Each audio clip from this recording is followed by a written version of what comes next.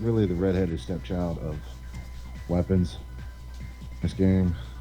I always thought that was the small laser, to be honest.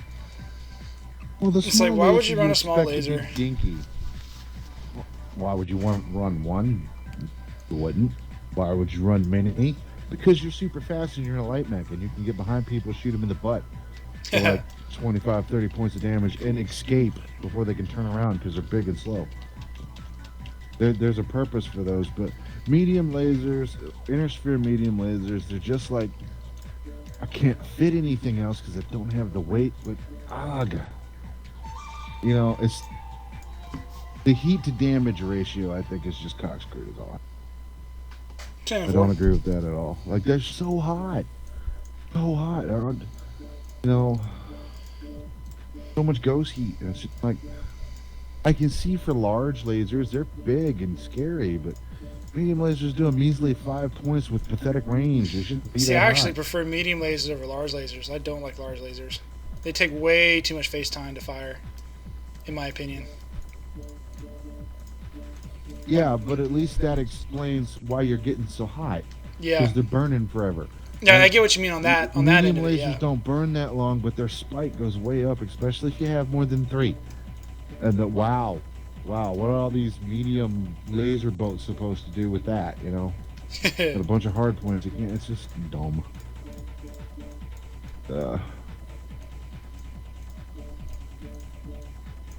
This is hilarious. I got 300,290 GXP from this switchover thing. I haven't even touched it yet. 10-4. I don't know how many skill points that's going to translate into, but I imagine a lot. Yeah, I got this linebacker I was talking to you about, and it looks so schmexy. It really does. Happy with that. And, you know, I got like a 52-point alpha, which I don't really alpha that much because it's usually too hot for me. But still, man. 4 SRM4s and 4 small clan smalls. That's still a considerable amount of AL considering how fast these weapons reload. Yeah, I know what you mean. So, hey Kafka. I don't wonder if anybody's gonna show Hey, up. Kafka.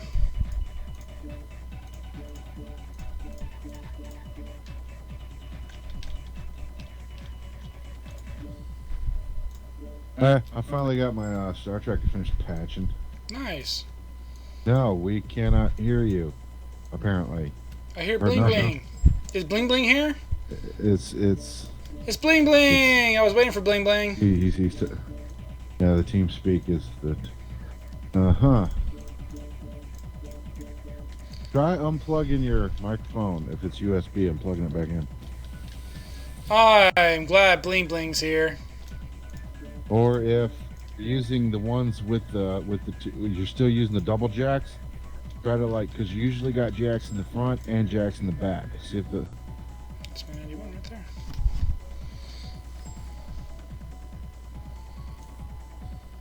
So check both of those Ooh. suggestions. There he is. I hear And now I'm getting echoes. extensive feedback on something. Barely. We hear lots of fuzziness. Wow, yeah, we can hear you, and it sounds like you're 12 miles away. That's. Is that me? No, it's not me, is it? Can you hear me now? No. Yeah, Kafka. There Like a he Verizon is. commercial, yeah. Hey, Ron. Okay, that's crazy. I didn't put Actually, my mic that because guy on my webcam mic. You sound like you're in the bathroom. For a Echoish. second. Talk some more. I'm not getting that. 1 2 1 2. That's Yeah, fine there's with like a hollow sound to him. It's not bad though. It's definitely manageable. That's for sure. me. I mean, it's you can live with it. I mean, Yeah. not really. I am absolutely loving this new skill tree. It is awesome. Yeah, man. I got boosted armor on all my. See, that's the thing, man. You can either customize it for tankiness, which I go for, because, you know, I usually don't remember the torso twist that well anyway. I do a lot of I need tankiness more on mine too. I need the hardest distance. Dude, my Urban Mech R60 has like a ridiculous amount of armor now, and the structure points. I got 39 bonus to structure, which is a lot, and I've got 80. No, I'm sorry, this is still my linebacker. Hold on. Yes, I did. Okay. Like my favorite mech that I play, my Irby R60. I got 63 front armor and 42 front torso armor. This is crazy.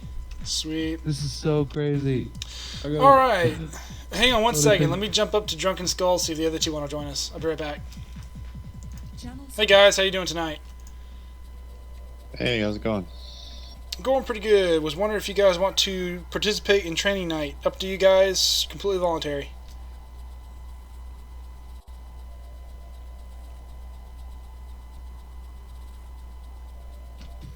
Was I holding my push to talk down when I said that?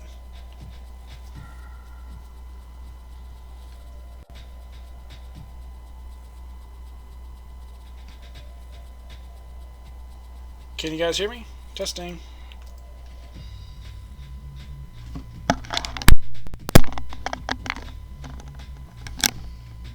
I just cycled my mic's power. Can you guys hear me now?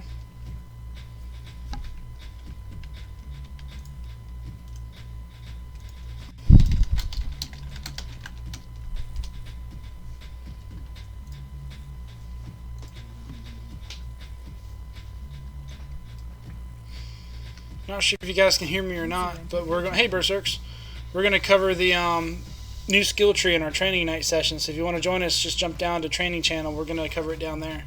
See you guys later. Okay. Okay, yeah, I don't know what's up tonight. I'm here. Yo, Zerks, what's up, man? He's eating and won't talk to us because he's eating. Oh, Ask him about his mold cultures later. Ask him about his what? His mold cultures later. I don't want to know about mold cultures. Mold makes me sick. You don't want to know about other mold cultures? Xenophobe. No, yeah, man. Well, they hurt me, so I don't. You're claiming that foreign cultures of mold hurt you? Yes, I am. You need to be more open. They choke me and send me to the hospital, and try to make me die. So you're a mold racist. Yeah, I'm leery. Well, if they quit trying to kill me, I'd probably be less. This conversation's going off the rails. I'd probably be. You're probably switching this too, man. Hey, did you guys ever notice on the Atlas that you have these honking huge screws in it that would take the world's largest screwdriver to take out? On the what? The Atlas. Go look at the. Go look at anyone you can get your hands on. It's like an attachment to one of those future, like a excavator, but instead it's got like a huge screwdriver. Plus, I don't own an Atlas, so I can't really. No, I mean like if you look like in the joints, there's like these huge screws, and it's got like a flathead slot for you to put a flathead screwdriver in and screw it in and out. And if you turn it around, look at the back. There's 4 little ones, like where the battery pack would go in, and it looks like a kid's toy, like Buzz Lightyear. And these are the screws where they put them together. I never really picked up on that, but I'm looking at it right now. No. And all the missile covers look the same. I think it's hilarious. I'm looking at the back of my linebacker, and there appear to be a couple of big, like, inset flathead screws that are holding, like, the back of the torso on. Cool. And then there's, always the joints, which always look like, what do you call those? They're not screws. They work like screws, but they're super short, and they're the same width. The threads is the same width as the head. Got a different name for that. I forget what. But those kind of dealies. Like the joints have got those kind of dealies. And I would just presume that they have robots with those attachments on them to assemble them. I think this is probably going to be all we get for tonight. So if you guys are good, we'll go ahead and get started. So welcome to training right night. Now. Oh, you're patching? Yeah, I was validating. So in other words, you're tardy. No, I'm tardy. So I'm going to have to put this on your record, send you to the principal's office. Yeah, if I didn't have audio problems, I'd be ready. Right, blame it on the audio, sure. Anything but me. Hey, War Dog, welcome to The training principal's night. here, so you can just have him talk to Hey, him how's it now. going? Going good. How much longer do you have to patch there? It's the validating stage, and it's about halfway. Okay, Yeah, 10 it'll 4. also give me time to restart my client because it's acting wonky. Okay, we'll wait for new to restart and see where your patch is at that point. Hopefully it'll be about done, and then we'll get started. This won't take long. I've got it on my solid state.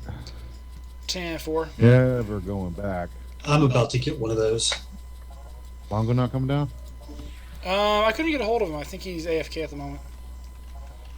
Oh,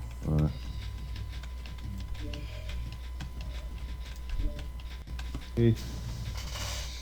All right, War Dog, you're new to training night. I think most of the rest of you have been to training night once before, at least. I have not. Oh, you haven't? Nor have I. Oh, okay, cool. That works. Yeah, before we get started, I would like to extend a welcome to all the new guys. Welcome, new guys. Oh, DeGoss is here. Hey, DeGoss. I didn't see you come in. Oh yeah, I just snuck in. I was wondering who said to me, and then I looked and I was, oh, it's DeGoss.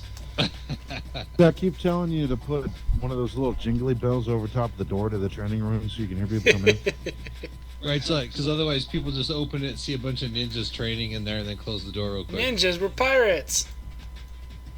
Pirates and Oh, yeah, ninjas you don't don't get get along. dropship, dude. Can't we be pirate ninjas? Sure, if you're in the Princess Bride and you dress in black, like Wesley. As you wish. That was a good movie. So basically, just to give you guys a quick run through, training night is something I started a while back. We were meeting Thursdays, and I moved it to Fridays to help facilitate people's schedules. And basically, we meet from 9 p.m. to 10 p.m. Eastern time. It would vary for you guys if you're in different zones. And we just go over different concepts. I have a training night thread on the Brethren website where people can discuss issues, concepts, suggestions, advice, anything and everything that might be related to the game or training. And I take topics people suggest and I try to cover them in detail. If I don't have any topics or suggestions, then I typically recycle a lesson, which it might be 1v1s, it might be private lobby 4v4s. It really depends on who shows up and if there's anything going on with the game in particular. Now this week, we have the Ultra Giant edition of our brand new skill tree, which is a really big change to the game. So I thought we would spend this training night focusing on the new skill tree. So that's what we'll be going over tonight. We'll work on skilling mechs out, converting XP, SP, all that good stuff, making sure everybody's squared away on how to use the skill tree, and if they have any questions or confusion so that we can get that answered. Especially since everybody got these big refunds, we want to make sure everybody makes wise use of the resources and doesn't accidentally waste them. Case in point, there's one poor soul on the website, the MechWarrior website, who jumped in feet first without actually consulting anything and accidentally dumped every single skill point that he got as a refund onto a single mech. He had like close to 3,000 skill points on one Phoenix Hawk.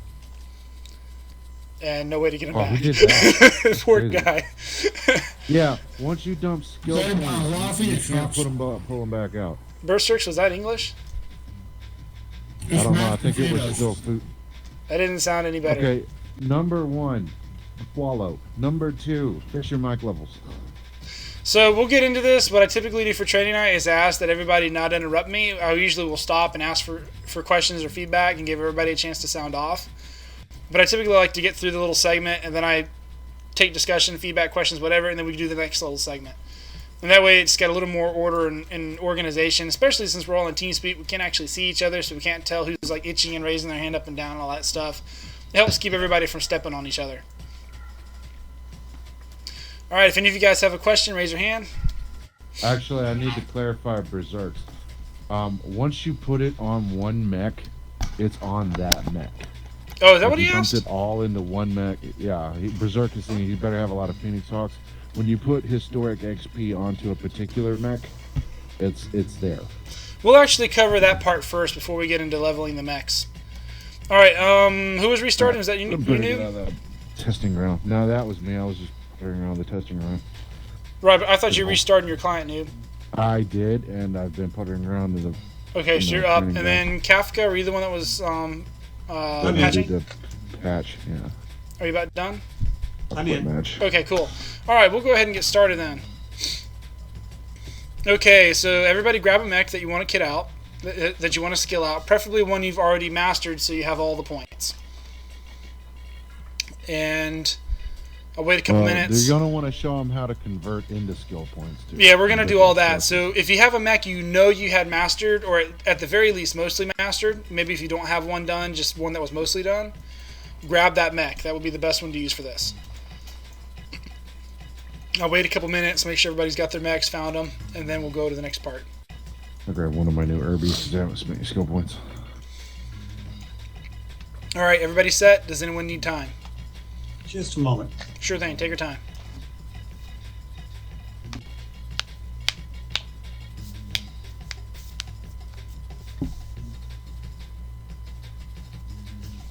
Okay, I've already spent some on other mechs, but I've got one here I haven't spent points on yet. Okay, excellent. Some of you guys will have already experimented and know what you're doing. All of you might. We just want to make sure that everybody is clear on it. So if you got your mech on the left-hand sidebar where you would normally click on Loadout, there's a new tab there that says Skills. Grab that one. Has everybody found that tab? Yep. Yes. Nobody needs more time. Okay. So when it opens up, you see all your skills here. At the top, you've got your basic trees, your firepower, survival, mobility, jump jets, operations, sensors, and auxiliary.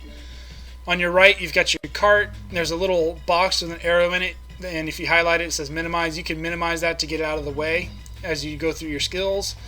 What we'll do first, though, is we'll transfer SP to your mech. So inside that cart, at the very top, it says current mech enhancements next to the minimize button. Look down just a little bit from that. There's a blue button that says Add SP. You're going to click that button. It pulls up a pop-up window that says Skill Point Purchase Assistant, Choose Method.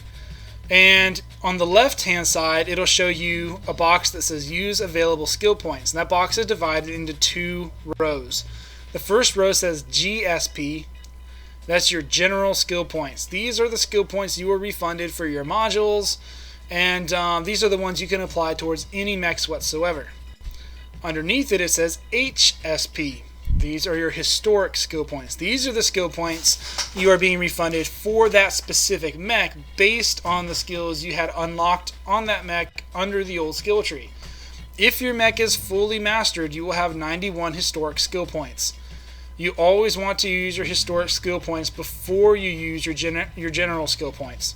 Your historic skill points cannot be transferred to other mechs. They only apply to the one mech. Whereas your general skill points can be used across all your mechs. So use the specific ones first, save your general ones for last.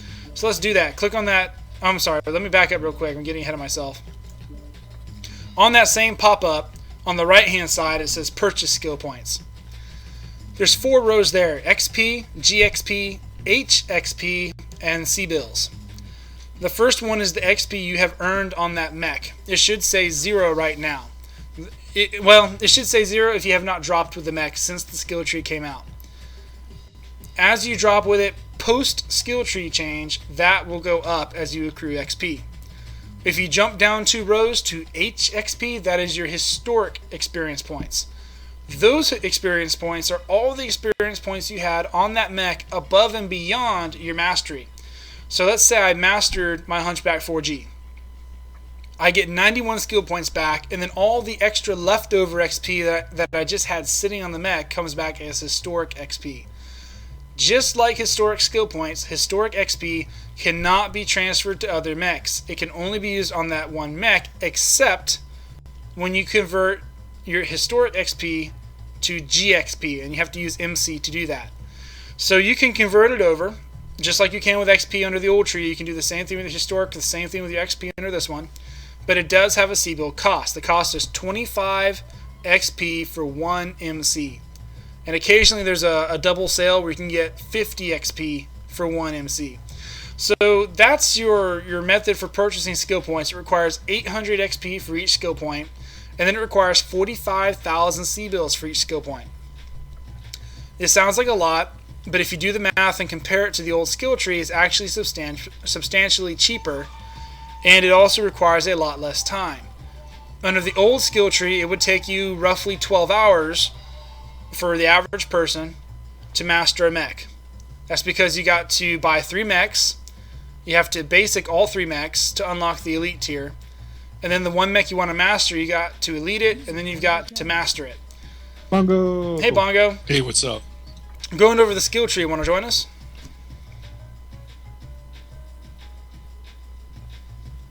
Can you hear me, Bongo? All right, we'll pick up.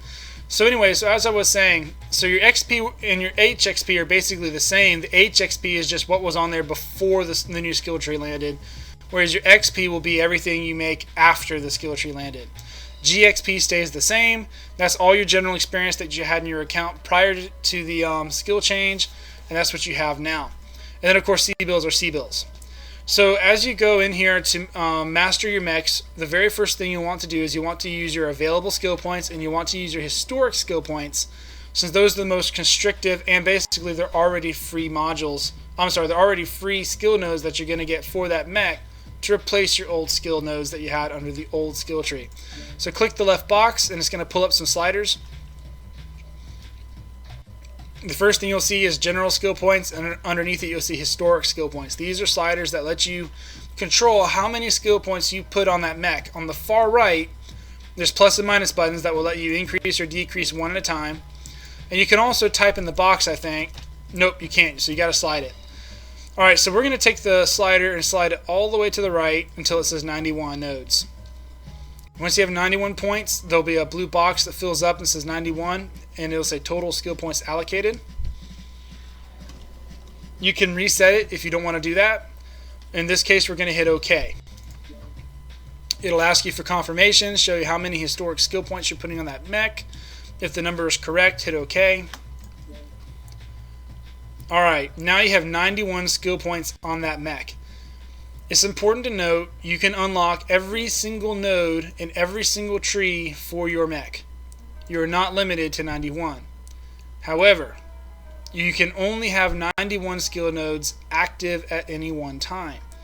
So it's better to make very careful use of your skill nodes and purchase only what you need to get the best economy out of it. We lost War Dog. Uh-oh. I might have bored him. So at this point, I'm going to take a break. Is everybody okay with how we're going? Any questions? Anybody that needs a moment to catch up? No, I'm good. Okay, if everybody's good, we'll keep going then. Okay. So now we're going to look at the individual trees. To do that more effectively, look at your cart on the top right. It'll have that minimize button. Click that to slide your little cart out of the way.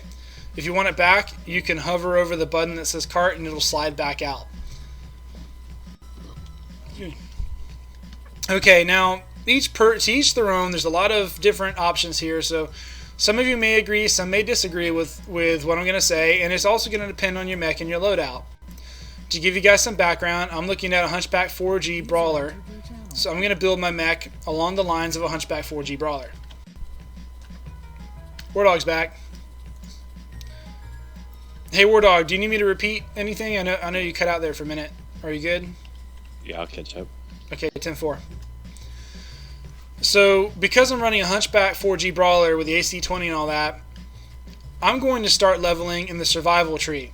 People that are running mechs that are heavily focused on frontal firepower may want to start in the firepower tree. People with jump jets may want to start in the jump jet tree.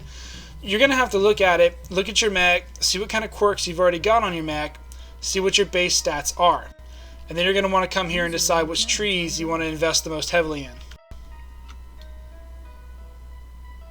Did we lose somebody? Yeah, Bongo timed out. Oh, Bongo timed out. Okay, we'll keep going. So we're poised to jump into this, but before we do, one last thing to mention. And Bongo's back. And Bongo's back. Yeah, we got a thunderstorm over here. It's playing havoc with the net. Oh, 10, are 4. you getting that same one, dude? Oh man, we had a hail and all kinds of neat stuff. Woo. So one final note before we jump into the nodes completely. Mech quirks. You may have noticed your quirks changed on your mechs. PGI has approached quirks a little differently. The goal is to reduce the quirks on each mech. That doesn't mean to say they're getting rid of the stats. They just want to reduce the quirks. Now, the reason why I say that, they actually used the example of the Blackjack and the Phoenix Hawk for comparison. The Blackjack, for example, had about a 58 degree per second turn rate. It could turn at 58 degrees for every second it was turning. The Phoenix Hawk, I think, had the same. They're both 45 tonners. They had the same turn rate. But the Phoenix Hawk had a quirk that let it turn faster. had a turn rate quirk. PGI got rid of that quirk. The quirk put it at about 78 degrees per second. Well, when they got rid of the quirk, what they did is they simply went to the mech's base stats and tweaked the base stats. So instead of being 58 plus quirk, it was simply 78 flat. Does that make sense? Yep. So it's still faster by 20 degrees than the Blackjack. It's just no longer quirked to be faster. They've simply boosted the base stats. So a lot of your mechs, you may notice, are missing quirks like that, but it's because they've been incorporated into the base stats. These specifically apply towards your defensive and mobility and possibly your sensor quirks. Your offensive quirks, if you notice they're gone or reduced, are gone or reduced.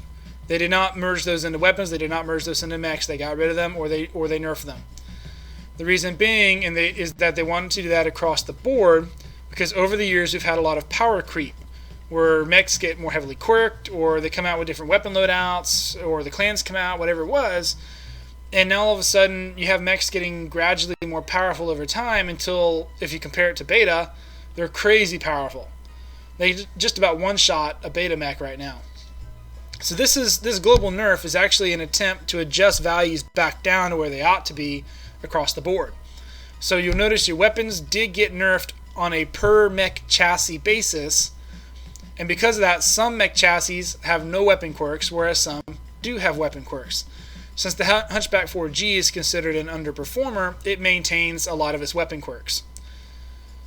Other mechs, like the Atlas S, for example, lost all of its major weapon quirks. It has, I think, a couple energy quirks, one for range, one for cooldown, I think, if I remember right, and that's it. It lost all of its SRM and ballistic quirks. Okay, so that being said, let's jump back into the skill tree again. So when you go to level your mech, you need to take a look at the quirks, see what's left on it. You may want to look at your base stats, see if those have changed, and that'll kind of give you an idea of where you need to go. The armor structure, the survival is what I should say. The survival tree is never a bad place to start, and so we'll start there. That's my favorite one to start in, and we'll walk through what these nodes do. First one up is reinforced casing. The tooltip says... Question? Yes, go ahead. I should have paused there. Sorry. How would we know if the base stats have changed? Well, it's kind of tough unless you have a before and after, to be honest. It's not something you can necessarily look at and recognize. What you could do is you can compare the mech to other mechs of the same tonnage. Prior to the skill tree change, mechs that were the same tonnage frequently had similar stats. The engines typically dictated their agility. Okay? It wasn't really tied to their tonnage or anything else. It was primarily based on their engine size, and it was primarily based on their movement archetype. For example, the Grasshopper when it came out. Yeah, the Grasshopper when it came out, I think had a huge archetype, which made it move like an assault mech. You could put a big engine in it, which would modify it, make it move like a cumbersome heavy. But it was very, very gangly and bad. It was decreased later to a large to make it a little more mobile and a little more agile, if I remember right.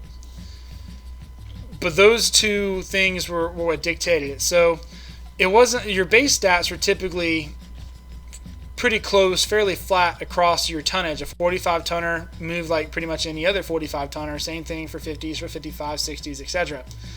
But the engines and the movement archetype they were assigned would then modify that along with quirks.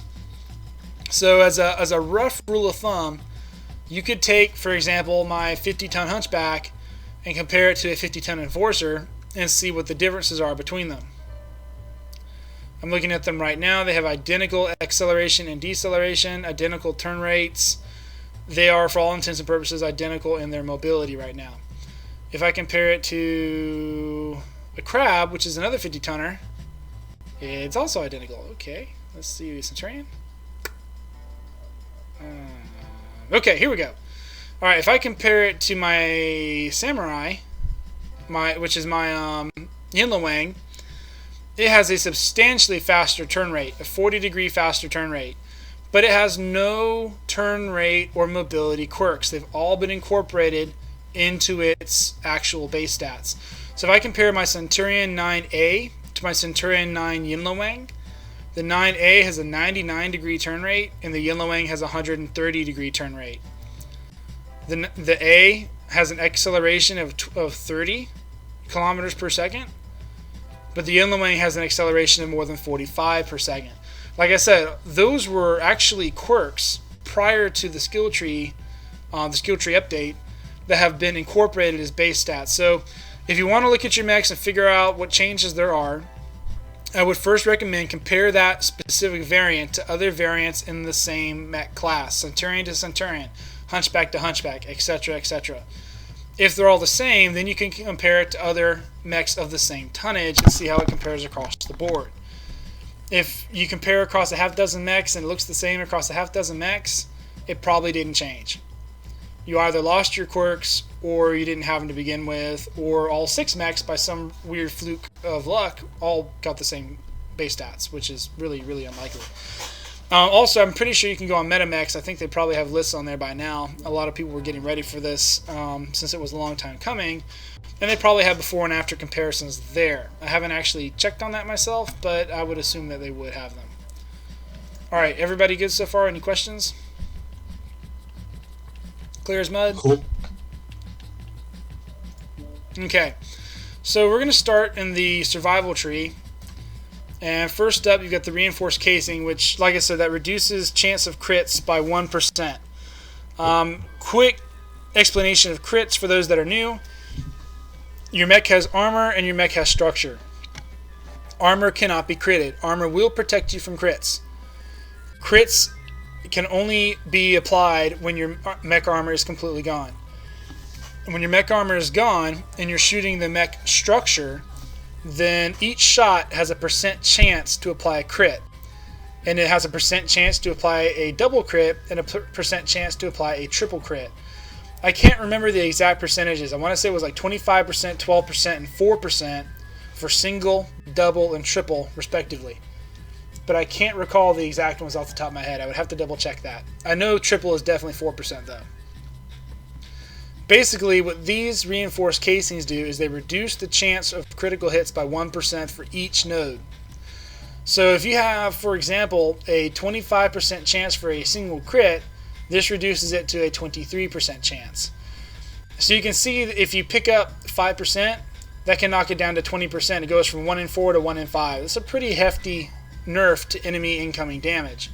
And that makes it actually a fairly potent skill in my opinion. You may notice other ones, shock absorbance and AMS overload. Shock absorbance is going to decrease the amount of fall damage you accrue when you fall from height.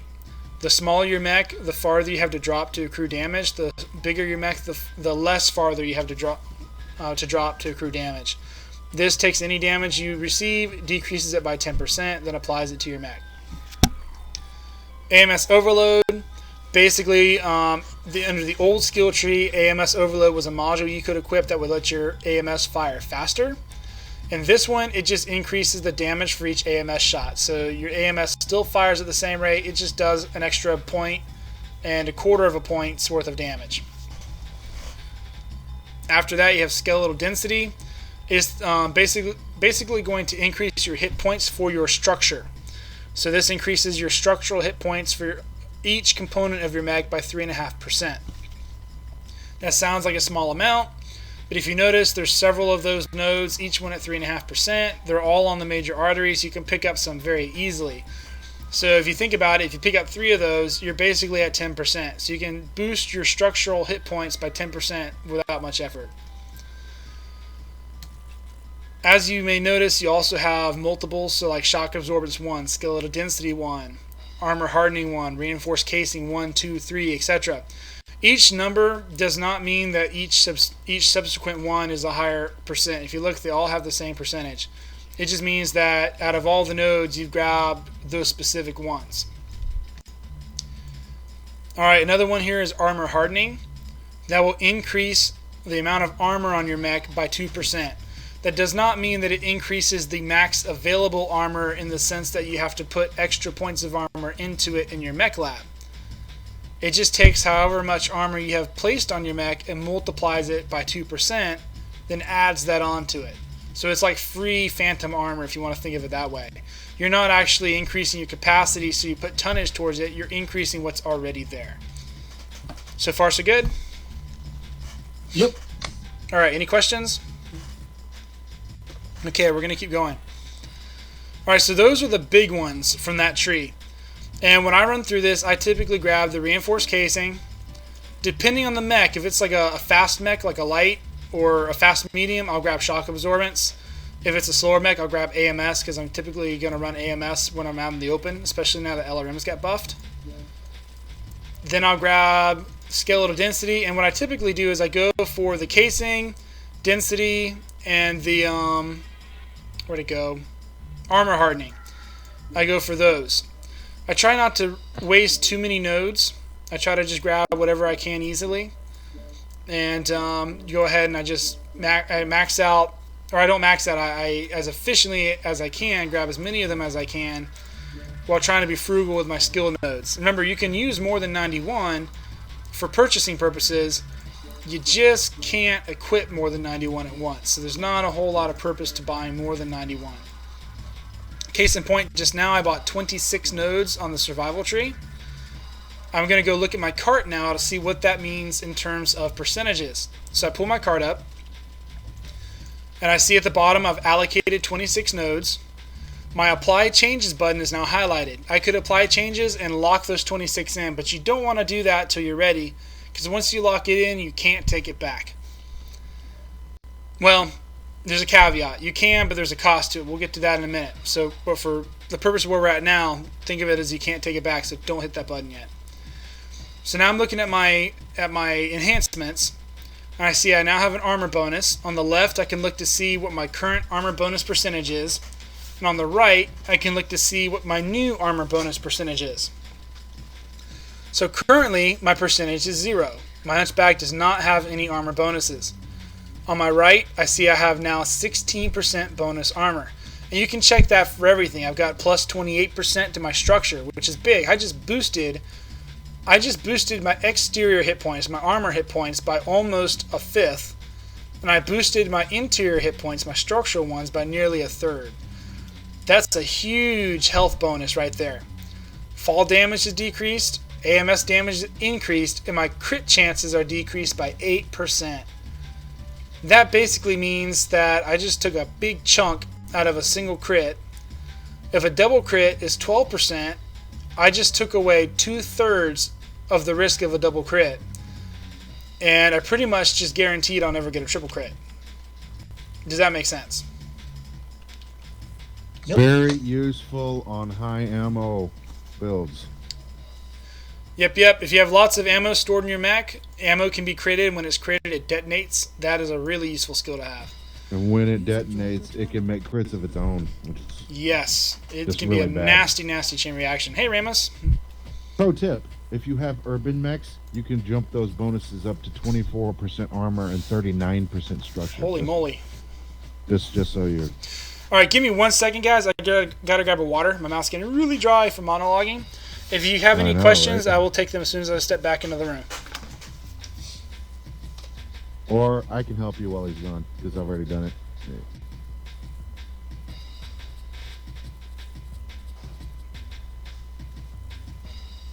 Okay, I'm back, guys. All right, so is everybody clear on the survival tree? Any questions?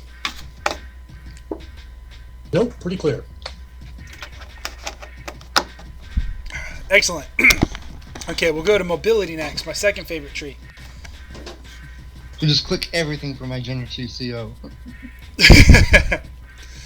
All right, so under mobility, all right, well, first let's back up. Survival, almost everything in survival is useful. I mean, very little of the survival tree is junk. Most of it is useful.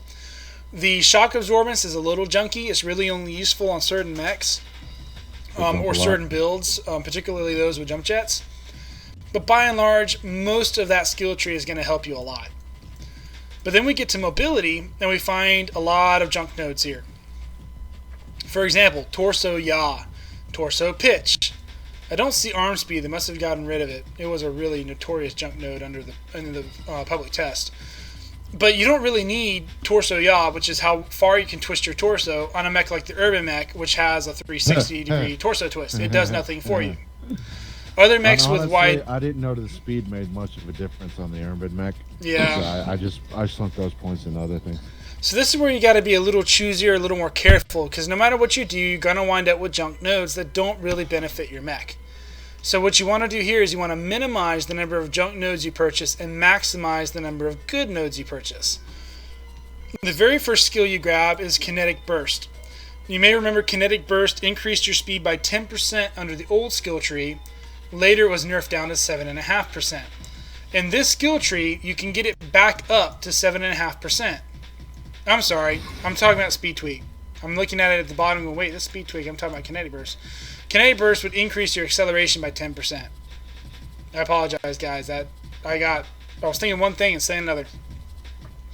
So Kinetic Burst is going to increase how fast you accelerate your mech from your current speed, which could be 0, it could be standing still, to your max speed. 3.5% isn't much, but you can get several of these nodes. Let's see, there's 2, 4, 6, 7. There's at least 7 of them. So you can do the math. 7 times 3.5. Well, 7 times 3 is 21. 6 times 5 is 30. So you know right there is about, what, 24.5%? So basically you can increase your acceleration by a quarter, pretty much. Hard brake is about the same, and that's basically the opposite. Is how fast do you decelerate. If you're going full speed, how fast can you stop?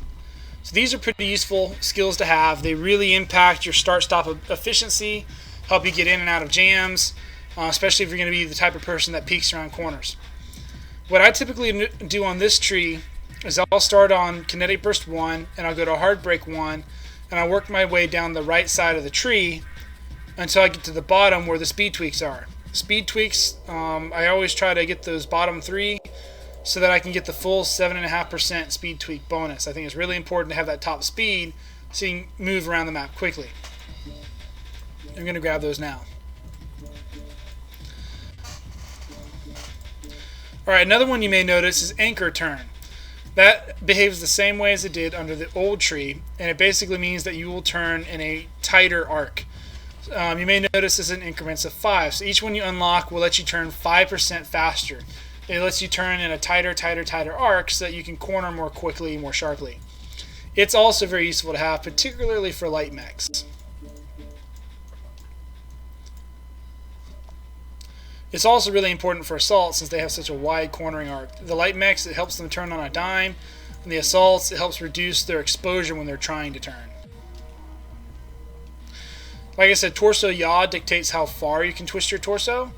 Mechs with a big torso yaw really don't benefit from this skill, but you're going to have to pick up some of it. Similarly, torso speed is a skill that you really don't benefit from that much. But mechs that brawl a lot or that have to shield a lot, like the Centurion for example, would really benefit from having that extra spin speed.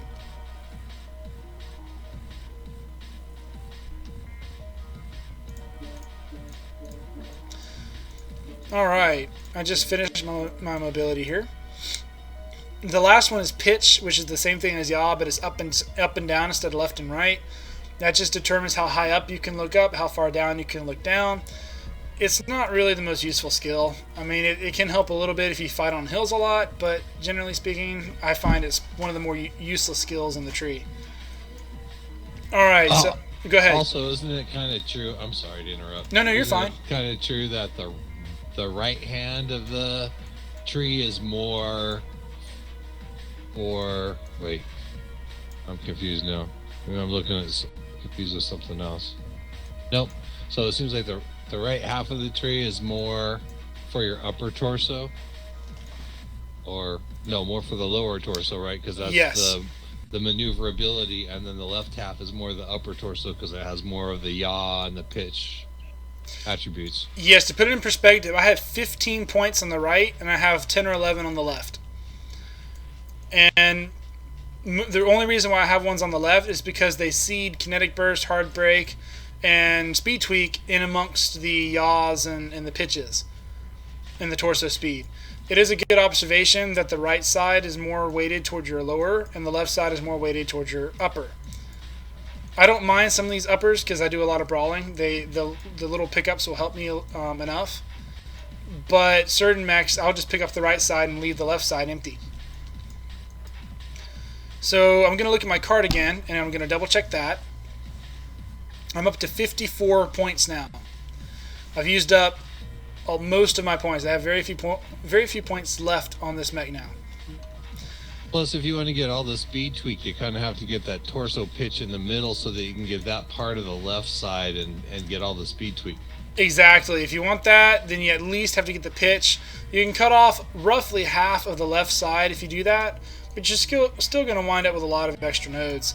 I look at it like if I'm going to go that route, I may as well pick up the kinetic burst, the hard break, the torso speed that are up there for an extra 1, 2, 3, 4, 5 nodes. I'll pick up 3 that are very useful for me. The extra 2, depending on the mech, will also be helpful. Since this is a hunchback with a wide yaw, it's not a huge. I mean, it's got a really strong yaw.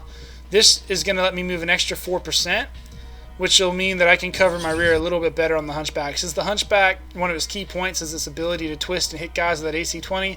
In this case, the yaw will probably benefit me more than it will be a negative hindrance. But on other mechs, like my Battlemaster, for example, with this very narrow arc, a 4% bonus isn't going to boost it that much. So while every little bit helps, that's when you have to look at it and go, well, that mech is already so narrow, maybe I should focus less on my yaw and more on my firepower or my survival, for example. That's where you have to make those decisions. And looking at my skill points now, we talked about the protection points earlier, but now I've got a plus 8% yaw speed, 4% yaw angle, which is how wide I can twist, 4% pitch angle, which is how far up and down I can go. I've got the 7.5% top speed, which is my speed tweak. I've got an extra 25% rounded to my acceleration, and a 21% to my deceleration, how fast I stop. My turn rate's at 20%, and my critical hits are decreased by 8. So basically that means my Hunchback 4G can dance while being very tanky. It's now a frightening little brawler. Any questions so far? Hey, have you? Go ahead. Something I haven't figured out. Have you determined how to convert GXP to skill points? Or are we not at that point? Yes, I have. We can go over that.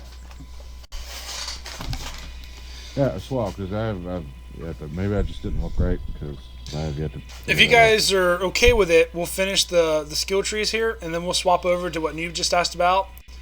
Unless you guys want to take a break for a minute and do that first, then come back. What do you guys want to do? Go on to skill trees.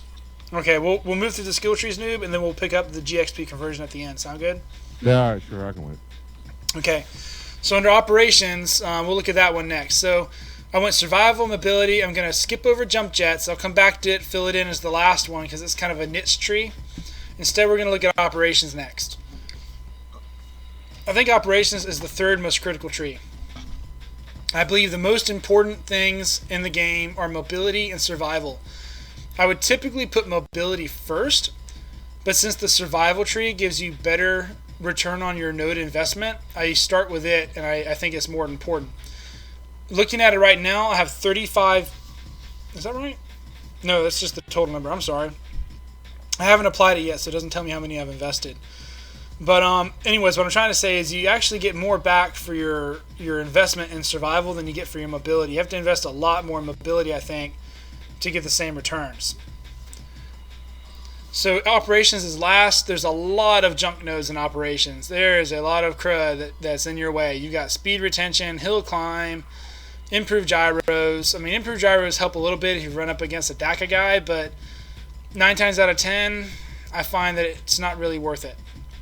It works good for missiles too. It does work good if you get missile locked. It is okay for that. But again, typically those are not the norm. Typically the norm is you're eating lasers. So, or somebody's tap tap tap tap. They're not really stun locking you so much as they're cycle firing and moving to cover. So it's not a completely useless node. but it isn't the most useful node either. The speed retention. We're talking about radar derp? I was talking about improved gyros. Oh. The speed retention is really kind of useless.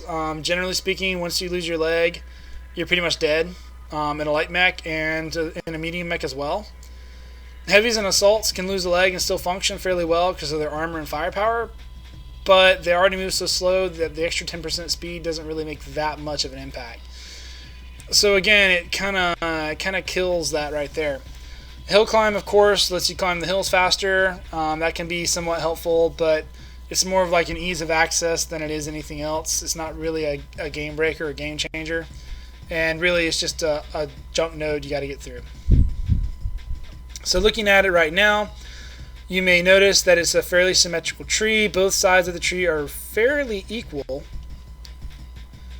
I typically work down the left side of the tree just because I find...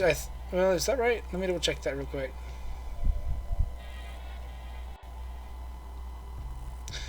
I think it might be the right side, actually. I mean, you're looking at it right now, and you've got 1, 2... You have 3 heat skills on the left side. You got 1, 2, 3 heat skills on the right side. So it doesn't really matter which side you go down. You get the same number of heat skills. The right side has more improved gyros than the left. The left side has more hill climbs than the right. And basically, that's where you're going to see your difference. The left is a little bit more mobility focused, whereas the right is a little bit more combat focused. So depending on the mech, you may want to change whether you go the left route or the right route. I typically don't go both. I pick one over the other. For my light mechs, I typically go with hill climb just to get that extra percentage to get up and over the hill faster, since you tend to be scurrying about with those mechs. I want to capitalize on that speed to get them up there as fast as possible. You don't really need gyros quite as much for them because you're not standing there long enough to get stun locked. You're getting in, you're getting out. So it's more important to have that ability to exit than it is to burn through incoming cage rattling strikes. Go ahead, Noob. I'm sorry. Yeah, if I may interject here with an alternate way of doing things, is that we all have different skill sets that we're naturally inclined to. For example, Nightmare is like a technical boxer, right? He's in and out, jab, jab, jab, back out, so he doesn't get hit. Where I would be more like Mike Tyson, as if I were a boxer, where I don't use a lot of technical skills. I just break people's jaw, right? I want to be able to shoot as much for as long as possible. So in my case, with these, I go for as much cool run and heat containment as I can possibly get. So I'm usually putting a lot into this particular tree, just for my style, because I don't like to shut down. Nightmare is like the Silver Surfer of the heat curve. Like I've spectated him. It's a thing of beauty how he can just stay just one tiny iota of below shutting down prolonged periods of time. I don't know how he does it. Well, I mean, I gotta cook my lunch, man. If you ever notice, I got it slapped up there on the dashboard. I mean, in the middle of a fight, you don't have time to cook, so I gotta do both. I gotta multitask. Yeah, that's why I usually just pack a sack lunch myself. But cold tuna fish. For me, I like to not down. I like to be able to continue to fire without shut, because I always die when I shut down, like 95% of the time. So it's just another thing to. It's time for me to take my medicine. Just another thing to bear in mind. What is your playstyle like when you are you wanting to use speed as life, or are you wanting to use I just want to kill the other guy before he can kill me? You know, because if they use less, if they have the ability to cool less than you, then you can shoot longer than them. So, and also you can shoot them in the back if they run away. As opposed to, well, crap, I gotta let them go because I'm too hot, and I know I'll shut down. So it's just something else, a different way of doing things that one can consider. Well put. And what I'm showing you guys is not necessarily right and not necessarily wrong. I'm going through this because this is how, like Noob said, my play style tends to center more on this. So this is more useful for me. But you guys, it's more just to demonstrate one way to do it. I'm hoping you guys will be able to take this and apply it to your own play styles, your own mechs, your own quirks, your own weapons, loadouts, whatever, and morph it to suit your needs. Any other questions or comments? For myself, I do have a comment. Okay, go ahead. Go ahead. For myself, I figure these attributes are the ones that we had from the previous skill tree. So when you took all the time to elite or master your mech, these are the attributes you got. So I don't feel bad about spending most of this tree, my points on this tree. And there's nothing wrong with that at all. And another thing to consider, Nightmare makes a point about the firepower tree. You gotta spend a lot to get particular things. So if you're boating something, maybe you want to dump some stuff into there, or maybe if you use a particular weapon like LBX, you want to go for those quirks, because 10% spread reduction is significant. Or the missiles, if you're a missile boat, you want to go for the missiles and just enjoy the bonuses you get on the way there. But in most cases, if it's been, during my play testing, it's been my experience that if you don't concentrate over much on the firepower, you can make yourself, maybe you don't hit quite as hard as the next guy, but you can be considerably harder to kill than the next guy, which kind of balances the playing field. And play smart, that can be, and you do your torso twisting, or you use teamwork, or you use jump, hit and run tactics, that can oftentimes carry the day. But like, say if you don't spend let me give can I use my can I take over for a second and give my Centurion example here? Go for it. Okay, for example, I've got a variety of Centurions. Old heads know that that's one of my favorite mechs outside the urban mech. So let me just Glad he wants to talk a little bit. I between need two to drink some different water. models. Well, we'll go with 3. I'll just make it fast. So I got my Centurion A, right? It's the LBX, and I think they rolled over some of the speed quirks on the LBX gun, because it's still firing pretty fast. Now, if I go into my skill tree here, if I could show people, which unfortunately I can't, but I've got, I think, what did we determine it was? Like 42 points into. Yeah, that's what you told me the other night, right? was 42 points. But bear in mind, I've got all of the laser duration, I've got all of the missile quirks, I've got all of the LBX, I've got magazine capacity bumped up, and all this stuff that I've got into it. My range is bumped, my heat gen is bumped, my cooldown is bumped, because I got all of it. But I paid a heavy toll for this, right? So I went and almost maxed out the survivability tree, save 1 shock absorbance and 1 armor hardening, because I never get the AMS overload, because I don't use AMS. All right, and I got myself the sensor systems, because I have worse luck with missiles than Nightmare seems to, so I enjoy having radar derp. And then, always make sure the first thing you do is unlock yourself an extra, spend 1 point to unlock yourself your extra module slot, because you only get 1 to start with now. Okay, so don't forget, unless you want to get stuck with only 1 module slot, that you got to buy that now. So that's the first thing I always do. Yep. But we'll get to the auxiliary tree in a minute. I don't want to jump too far ahead since we're kind of moving through it linearly. Is that okay? Yeah. But I'm just saying, it just come to my mind. Yep, and But it all I ties paid into for heat, that. which is fine because that's what we're talking about at the moment. Yeah, but I paid for that because I've got no agility quirks. I've got no operations quirks. So I've got no like cool run or improved gyros or all of that, because I sunk it all in to firepower and armor, basically. Right now, if I go to my, let me get up in here, because let me go to my Centurion A. That's my more well-rounded mech, right? So I've got, go to my skills tab on this, and I've got nothing in firepower on this one, right? But I've got all of the armor. I've got all of the mobility that I needed to get full speed tweak with all that bonuses. Skip jumps because I got jets.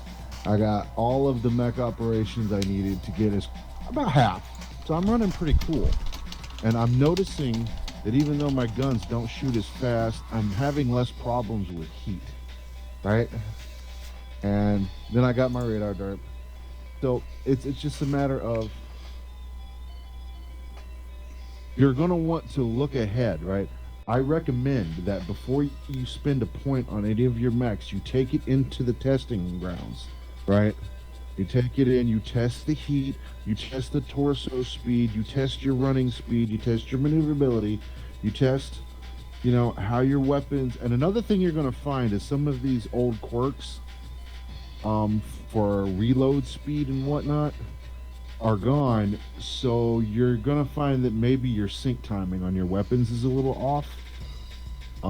So that's something else that I just thought of, that you're going to the testing grounds and test. And I recommend you go, do the testing grounds and thoroughly check everything out before you spend a skill point. Okay, and then figure out where you want to dump them into. You don't want to find out that, wow, I really needed faster firing guns on this mech, or wow, I really needed to go faster on this mech for whatever reason, and maybe even just take them out a few times in game if you want. Just expecting to get your ass kicked because you don't have any skills on it, but just to see where you need to improve before you spend your skills. Because like we said before, once you dump skill points in there, you're not getting them back. So, yep, those are good points. So we're going to jump back here into operations real quick. And what he was saying about the heat and buying into different trees is... Oh, sorry. Yeah, go ahead. I took pills before drink. Oh. You okay? No. I put straight medication onto my tongue without beverage first. Oh. You medication. That's going to be awful. Oh, yes. Well, for anybody watching, we're not being mean to Noob by calling him Noob. His gamer name is actually Noob. So... Yeah, but as a fellow medication taker, I can call him a noob mistake. Actually... I just don't want anybody watching Twitch to go, wow, these guys are absolutely hazing this guy. That's not the case. Actually, Nightmare is somewhat inaccurate. My full avatar is Big Fat Noob. All right, so we're gonna refer to me as High Captain or Sir. That's right. He's the Dread High Captain, Big Fat Noob You're for the brethren. Noob. So we're gonna jump back into this now. Really, you're gonna do this to me after I made you captain? Yeah, especially because you made me captain. I asked for first mate. All right, guys, let's get back through this. We still got a couple more trees here to go through. So, real quick to touch on a couple things Noob said. Yes, you do have to invest more heavily now to get higher rates of return, and that means you got to sacrifice. Under the old tree, you had the triangle: mobility, defense, attack. And typically you could have all three thanks to the wonder of XL engines. Now that engines have been decoupled, mech movement is now tied to your tonnage more closely, with certain variants having certain modifiers in their base stats. So now your mechs are globally less agile. On top of that, with the new skill tree, you can't really grab all three as effectively, so now instead of grabbing all 3 points of the triangle, you have to pick 2. The last one you just don't have, or you have a very small portion of it. I tend to go with leftovers. Exactly. I prefer to go with survival and mobility because I tend to play more of a striker role. I alpha and I fade away, alpha and fade away. On certain mechs like my brawlers, I will invest more heavily in firepower. But it depends on your function, on your purpose, on your combat style. You'll have to make those decisions yourself. To touch one more piece that Newbin mentioned when he was talking about the operations tree, the cool run, being able to fire longer. You can fudge a little bit on this if you invest in heat generation quirks under the firepower tree. There are some skill nodes there that reduce the heat generated by your weapons. It's different from Cool and those Run. Can be substantial if you rack them up. Yep. Cool Run will let your mech dissipate heat more quickly, while your heat containment lets you have a higher heat threshold before you overheat. And then, like I said, the third heat skill is your actual heat generation. Means your guns aren't as hot. The fourth heat skill is under jump jets, for those of you that run mechs with jump jetting, and that is heat shielding, that decreases the heat generated by your jump jets. So if you're running a jump jetting mech and you want to fudge a little bit on operations, you can invest in the jump jet tree and the weapons tree to pick up some extra heat points so that you can not invest quite as heavily in operations. That's where the trade-off comes in. And we'll hit those trees in more detail in a minute, but I just want to touch on that briefly while we're here. So we're going to jump on over to sensors now. Does anybody have questions? Wait, yeah. Yeah, just a second. Go ahead. A comment on the jump capabilities. You Okay. know, if you're gonna pick just shallow attributes for jump, because you don't really want to spend too much on jump jets. Heat shielding, like you said, that's the first one that you get. But if you look at the next two, vent calibration and vectoring is a 25% increase. Right. So I mean, if you're interested in jumping and you want to have the best capabilities, that's a high value add versus the next one on the left, which is only 3%. Actually, before we go to I'm sensors, looking if you guys forward. want, we'll just jump straight into jump jets here and go over it. Because it is a new, unique skill tree with a lot of very, very good high rate of return investment points here. I hear Berserk's pinging us. Berserk says vectoring and vent calibration are the most important jump jet skills. And earlier when we were talking about gyros and speed retention, he says that he prefers gyros to speed retention because of LRMs. I should have read those comments from him earlier. Sorry, Berserks. I agree with Berserks. I He ain't have got a much microphone, harder just time ignore him. with SRMs because I face tank a lot more than people do because I just said how I've always played. So gyros is an important skill for me because I'm all time. We're Berserk busy. says he's all over the okay. place. He's used to being ignored. He is my little brother after all. Okay, so running through the jump jets real quick. As they pointed out, heat shielding is a negative 6% right there on your heat generation. You can very easily pick up the second heat shielding. You can invest 6 points in the jump jet tree and get very high rate of return. With 6 points, you can grab heat shielding 1 and 2, which will decrease the amount of heat generated by 12%. That's pretty big. You can grab vectoring 1 and 2, which will increase your forward momentum by 50%. That lets you kind of like leap forward a little bit. And then you can grab lift speeds 1 and 2, which boost how fast you jump by 6%, your initial thrust. So you lift off faster. So with just 6 points, you can get almost 10%. You can get a little over 10%. You can get 50% and almost 10%. And it's on 3 different skills. Those are really, really powerful boosters for minimal investment. And then what I typically do when I invest in this is I'll grab those first 6 I just mentioned.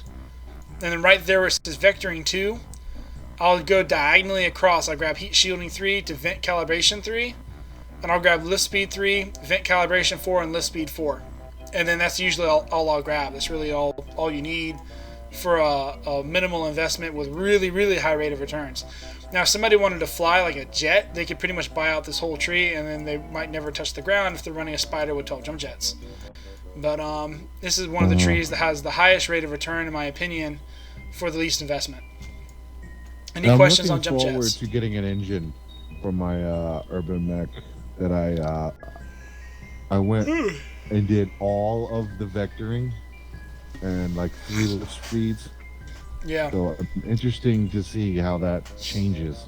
Because I'm used to not being able to jump jet because it goes straight up and I keep getting stuck on buildings. Yeah. It'll be nice to go over the buildings for a change. I'm pretty excited about this tree. It's a really positive Which is how addition. this is supposed to work from tabletop anyway. So I don't... And PGI said there's a new tree coming out later after Civil War, so I'm curious to see what that is. All right, if we're good on jump They're jets, going to give us some free damn points. if we're good on jump jets, I'm going to jump over to sensors. All right, under sensors, you've got target info gathering, which decreases the amount of time necessary to gather targeting information on the paper doll. We already did operations, right? Yeah, we did. Okay. Pay attention, High Captain. Basically, we were talking about left versus right. Just Remember? to get it out of order. So. Yeah, well, we were doing a little out of order, and we're skipping around to what I think are the more critical trees. Anyway, so you got target info gathering, which is an important skill now that they've nerfed target info gathering. Each mech has a base target info gathering rate, how many seconds it takes you to gather information at certain distances from your target, and that is adjusted by your weight class. Light mechs gather at the fastest, assault mechs gather at the slowest. Now, each tier, I can't remember what the times are off the top of my head, but let's say it's 2 seconds for a light mech at 300 meters, just for sake of argument. And it's 3 seconds for medium, 4 for heavy, 5 for an assault. I know those aren't the right numbers, but bear with me. When they globally nerfed target info gathering, they increased each tier by 1 second. So now it's, instead of 2, 3, 4, 5, it's now 3, 4, 5, 6. So investing in target info gathering under the sensor system will help you drive it back down toward its original baseline. Now this nerf, when I say it's a nerf, I don't mean it's a nerf like they got rid of the skill. I mean the old skill system used to take that 3 seconds for the light mech and drive it down. They got rid of it, so it's at 3 second baseline. Now they're increasing the baseline up to 4. So even if you got all the skills, you probably wouldn't get it back down to 3 seconds, which is the original baseline. So you're still going to have a longer time to gather your target info than you did under the old skill system. It is noticeably longer. It is. So that's important to note. That is a fairly good skill to have. Then you have your target decay, which is really critical for mechs that lock onto their targets like LRM boats, because that increases the amount of time you have to fire at your target before you lose your lock. 3 crows. I'm going to skip to the bottom where it says radar derp. Well, that's the short for radar deprivation. Radar deprivation. So basically, if you remember, the radar deprivation module meant that the moment you step behind cover, the enemy lost their lock on you. That's not entirely true. What radar deprivation did is, if I remember correctly, it was 3 seconds after you lose sight of your opponent, you lose your lock. Radar deprivation didn't make it so that the instant you step behind cover, you lose the lock. It was the instant you step behind cover, the 3 seconds starts, and radar deprivation was simply worth 3 seconds of lock time, which means it was the equivalent of instant loss when you step behind a building. Now, if somebody had Advanced Target Decay equipped on their mech, the old module, that increased your target time by 3.5 seconds. So those two would actually cancel each other out. If an LRM boat had that equipped and its target had radar deprivation, the two would cancel each other out, but the LRM boat would still have an extra half second of targeting. So instead of losing its target instantly, it would lose its target after a half second. Does that make sense? Yes. Anybody have questions on that? Okay, the reason why I explain that is because it's important to understand how radar deprivation is going to work now. So and same thing for target decay. So if you look at target decay, it increases your lock-on time by 0.7 seconds for each increment. If you look at radar deprivation, it says plus 20%. What does that mean? Well, if you lost your lock after 3 seconds, this increases the rate of loss by 20%. So each one you pick up will increase by 20%. You may notice there are 5 radar deprivations. If you unlock all 5, it increases it to 100%, which means that it has the equivalent of losing the lock instantly by getting rid of it in 3 seconds. Of course, other people are going to pick up target decay because it is one of the jump nodes on your path. You have to pick it up at some point if you're going to invest heavily in the skill tree. So what that means is radar deprivation will be at 100%, but here's the key. What they're going to do is, it's my understanding of how this works, is that instead of 3 seconds flat, this is based on percentage. So if it's going to counter target decay, this is where it gets a little tricky. So let's say your base is 3 seconds and I pick up let's say I pick up 3 things of target decay. That gives me 2.1 bonus seconds for a total of 5.1 seconds, okay? I only pick up 1 radar deprivation. With me so far? Okay. Yeah. So I'm at, what did I say, 5.1 seconds? Yes. I pick up 120% for radar derp.